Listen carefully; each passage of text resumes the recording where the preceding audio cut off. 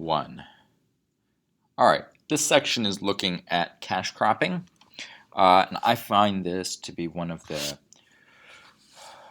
most insightful. No, starting over. 3, 2, 1.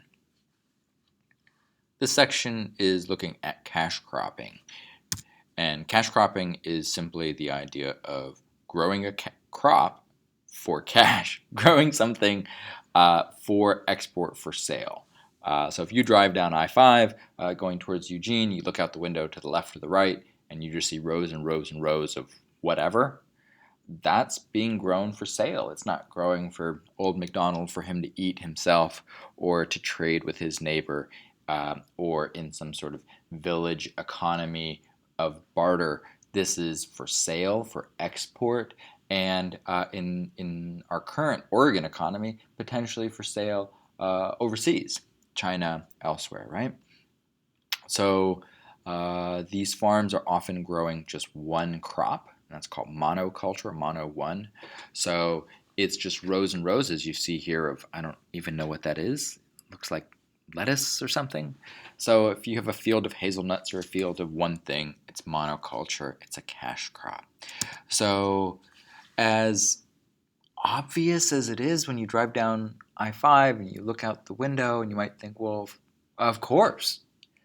It doesn't just happen.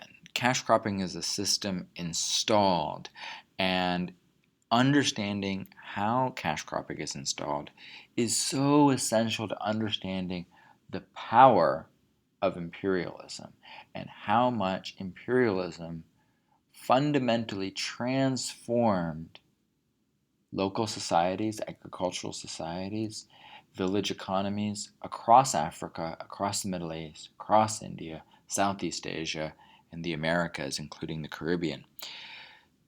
These parts of the world were transformed because of cash cropping.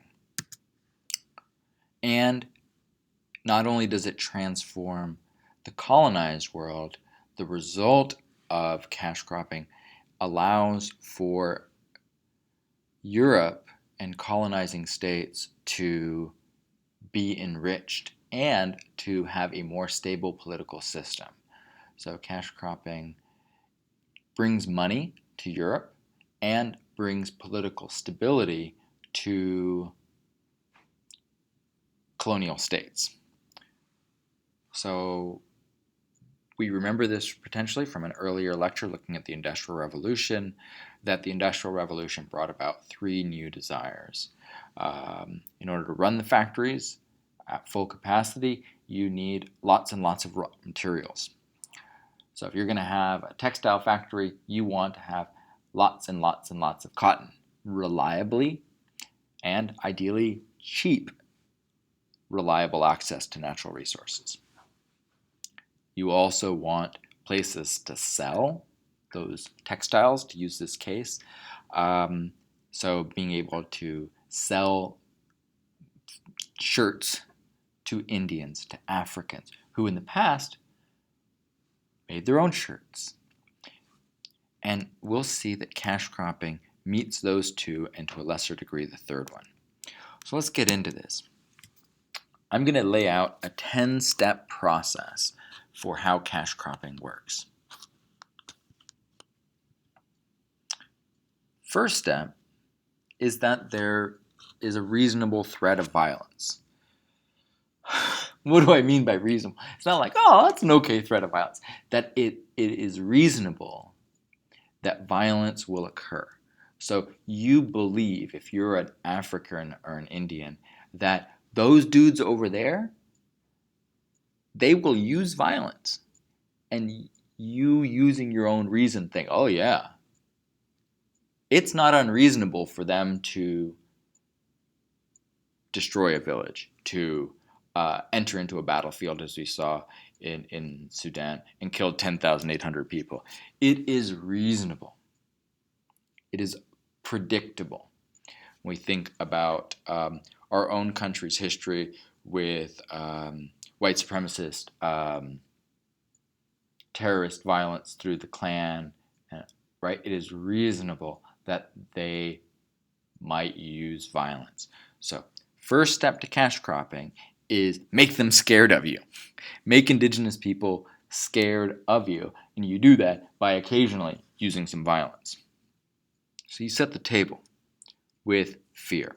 Second step is you require taxes to be paid not in local currency, but in the imperial currency. So you scare them, and then you say, you got to pay taxes. And they say, okay, I'll pay taxes, but we pay taxes in the local currency or in a percentage of millet or barley or whatever. And you say, no, no, no, I don't want your money. I want you to pay taxes in pounds sterling or in French franc or in the Italian lira or something like that. You say you've got to pay your taxes in the imperial currency, and the challenge is, of course, they don't have that. They don't use the imperial currency. So the only way to get imperial currency is to work for the empire itself or a colonial company, like a concessionary company. Now, how do you work for the empire? How do you work for a colonial company? Well, the only way to do that is by doing a job that they're willing to pay for. So if they say you've got to pay in British pounds, pound sterling, and you think, well, I don't have access to it, and they say, no problem, baby, I've got a job for you. If you sell us rice, for example, or work for wage labor in the mines or the factories, we will give you we'll pay you in the imperial currency. And so you think, okay, well, right on, I'll do that. Now, let's pause for a second. Where are you going to do this? Now, let's look at the effect of selling certain crops. Now, this presumes the notion of private property, which wasn't the case globally. In Mexico, for example, you have the ejido system, EJIDO, where there is basically a common land where crops are grown, so it's not private property. But let's say, for instance, just to make it really simple, let's say, for instance, this is a place that has private property. So imagine in your mind's eye you have an aerial view of some land. And in that is your house. And in the backyard, quote unquote backyard, you have the foods that you grow to feed your family. So you have a portion of your property is for produce for your own family, and then maybe you have a portion of it for trade and barter. Maybe you grow beans for your own family, but you grow extra beans for sale at the local market. Well, now if you want to meet the imperial currency, meet your taxes through imperial currency, they're not going to say, well, what can you sell us? No, they're going to say, we want X crop, barley, whatever. So now you're going to use part of your yard, if you will, part of your land, if you have it, to start growing this new crop. Okay, so what does that mean? Part of your land isn't for your own food source. Now, the empire will buy those crops or raw materials at a price below market value, and that leads to a significant increase in profits for the empire. Now, why would they buy it at price below market value? Because this isn't a free market. You can't say, well, I think my bushel of corn is worth X number of dollars because I see what it is at the global free trading price, because there's no one else to sell it to you. You have to sell it to certain places in order to get that imperial currency, and they can price fix. So instead of, let's say, I'm just making this number up here, let's say, for instance, if on a free market you could get $10 for it, they may buy it for $5 or $1 or less than $1. And you need to take that because you're at least getting something, and you can use that to pay those taxes. What this leads to for the empire is more profit. So the empire, I'm going to back up here, the empire gets reliable access to natural resources because now you're producing whatever that natural resource is. And remember I said ideally you want to get a lot of natural resources to run that factory and you want to get it inexpensively, you want to get it cheaply. Well, if you can procure it for less than 1/10 of what its free market value is, you're in business, right? So if you can get cotton or whatever for way less than you would have to normally pay for it, this cash cropping system is pretty good from your perspective. You get reliable access to raw material for cheap. But we're not done here. Let's keep going.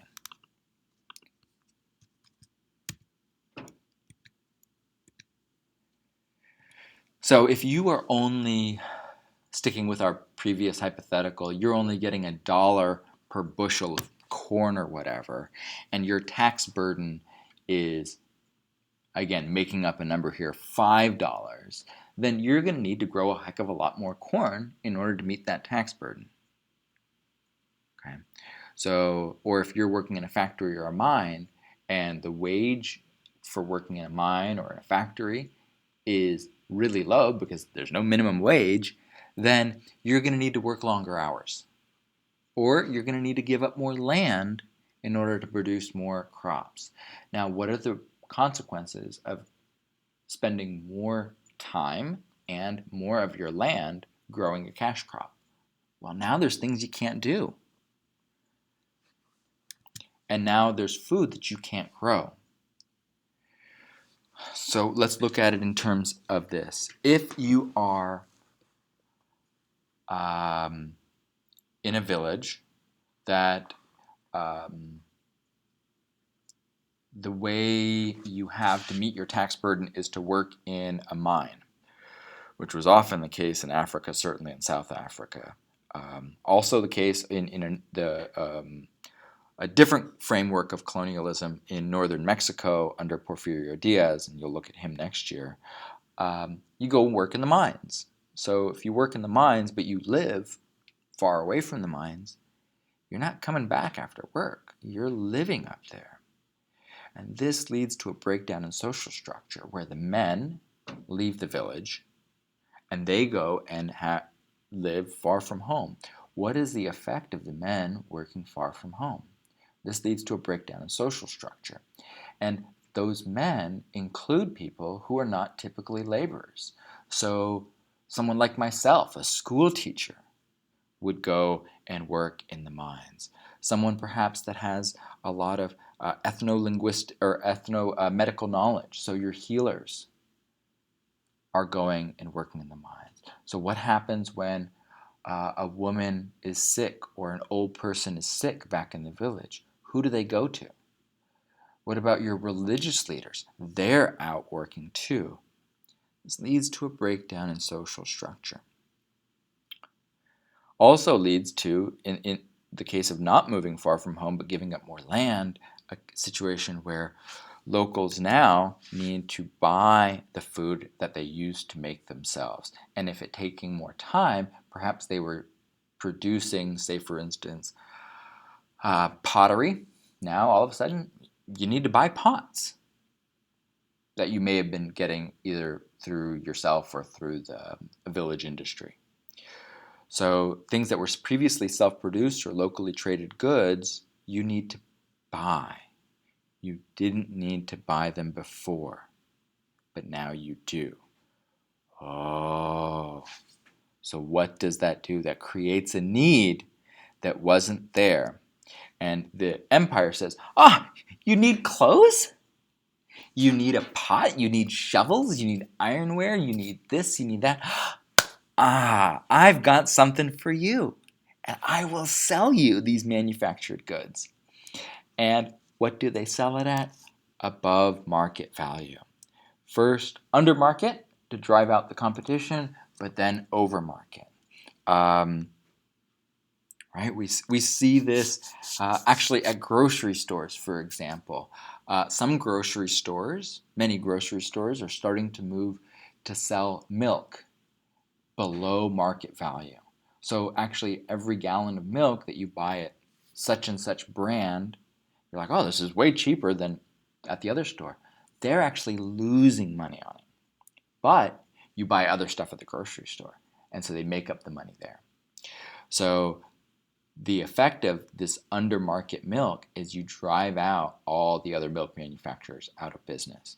And imperial forces did this as well by undercutting local, what we'll call village industries. So textiles coming out of Lancashire were 10 to 100 times cheaper than Indian cloth. And once you drive out village industries, then you can begin raising the cost or the price of that and make more profit. So if we come back again to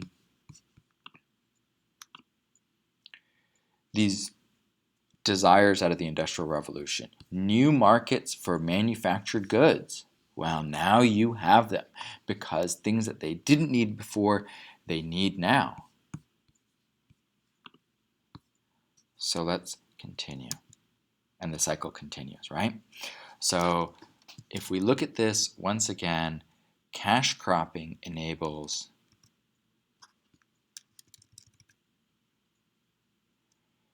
it begins again a threat of violence. I really want to reiterate that if it wasn't for this reasonable threat of violence, there would be no fulfillment of this tax obligation. And if there's no fulfillment of the tax obligation, if there's no need to pay taxes in the local currency, social structure stays as it was prior. So cash cropping created massive, massive changes. It is a structure, right? We use this term structural racism. Even if you don't have individual racists, if the structures, the laws themselves are racist, that is called structural racism. Here we have systems and structures, not necessarily a few bad dudes. It's not like this particular French colonizer or colonial official or this British colonial official was mean or punitive, but the laws, the structures themselves created massive changes. And let's look at what it both constructed, that is to say what it built, and what it destroyed. So what it constructed was a tax revenue source. So think of it this way. British are making money, or the French are making money. Just gold coming in. Second is at the industrial level, you have reliable, cheap raw materials. Third, cheap wage labor, certainly in the case of mines and factories. You have the dependence on European markets once there is the need to purchase out of it, right? It weakens the ability to resist. How does it weaken the ability to resist? It weakens the ability to resist because the local lifeways and leadership who may have mounted a resistance are not these powerful networks of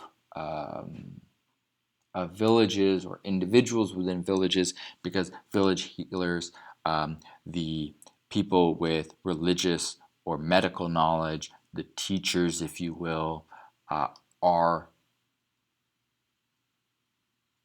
somewhere else, doing something else, and so this weakens their ability to resist.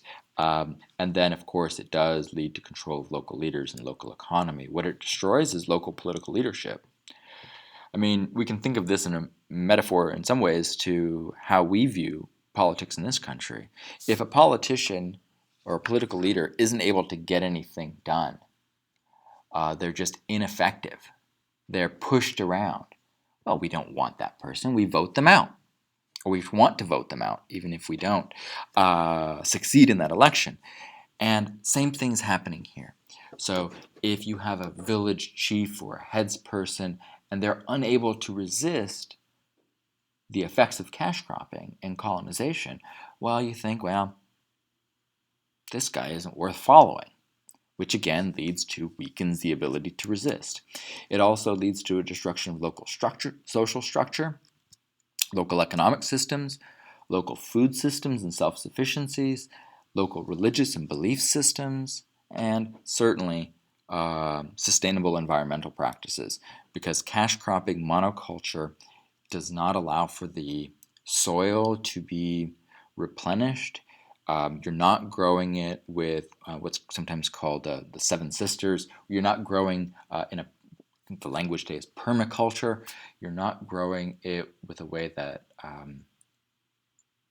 is sustainable in that sense that you can do it year over year over year and it continues.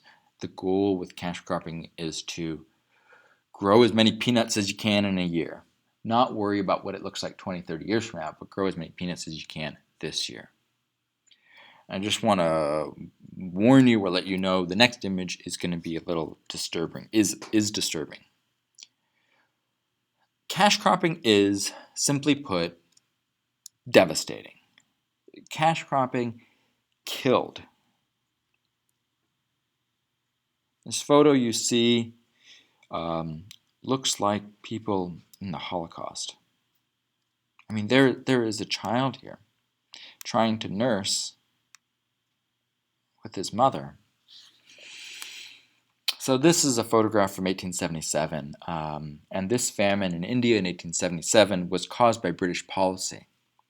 So let me run through some numbers here for you. In India, from the year 1000 to the year 1600, this is all prior to British rule, there were 14 major famines. In 50 years, from 1850 to 1900, during British rule, there were 25 major famines. So 14 across 600 years and 25 in 50 years. Now, why do famines happen at all?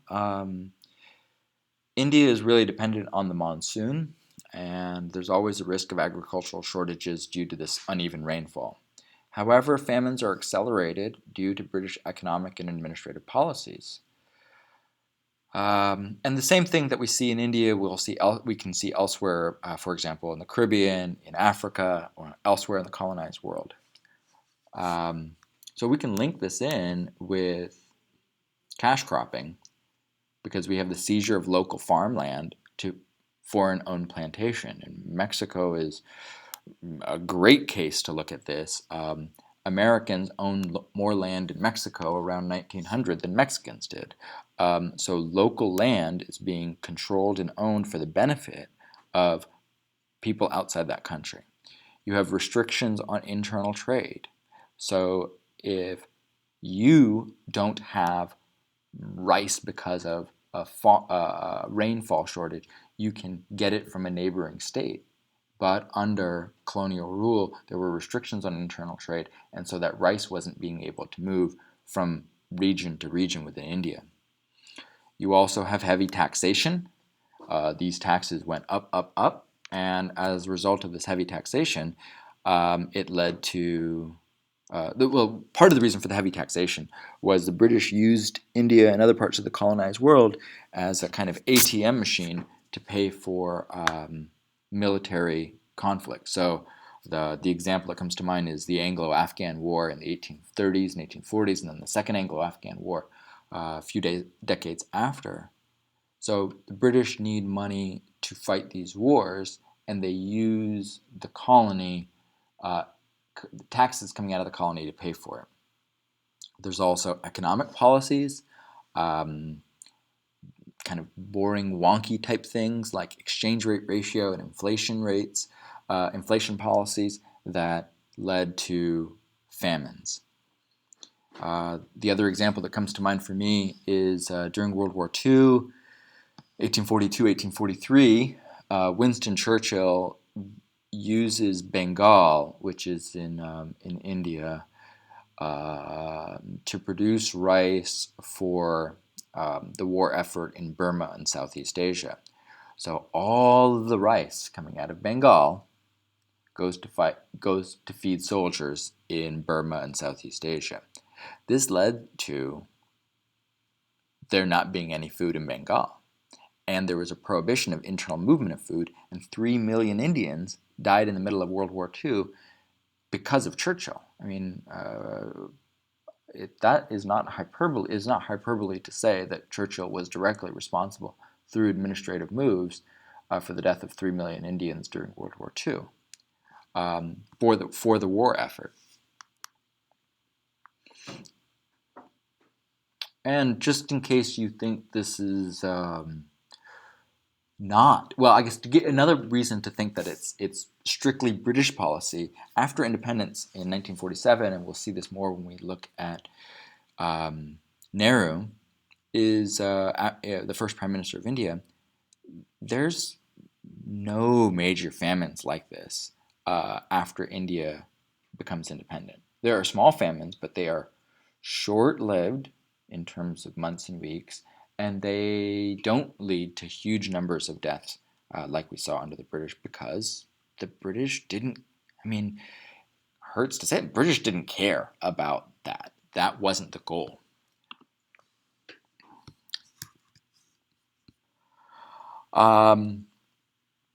In another slide, I'm going to show you a clip from this Bollywood documentary called Lagan. And Lagan literally means tax. And as we see this movie, you're going to see that the villagers are scared of what will happen to them if they don't pay their tax, and their lifeways are disrupted through tax policy. This movie is a sports movie. It's basically like every sports movie. There's good guys, and then there's a ragtag group of mismatched poor folk who come together to beat the rich guys. It's like Bad News Bears and every sports movie out there. But this is about cricket, and you can see it on Netflix if you want. It's good fun. Okay, let's look at a couple last slides here. This cash cropping system doesn't end with imperial rule. It continues after colonial economies become dependent on these single cash crops grown for export.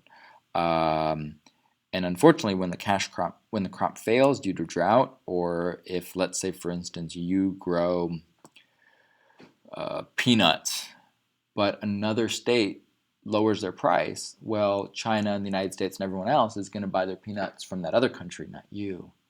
And this can lead to economic and health effects. So cash cropping continues today, and we can see that these are worldwide processes, and a lot of the stuff that you put in your body, whether it's sugar, or coffee, or tea, maybe not opium, or tobacco, but a lot of stuff like the clothes that we wear are a result of cash cropping.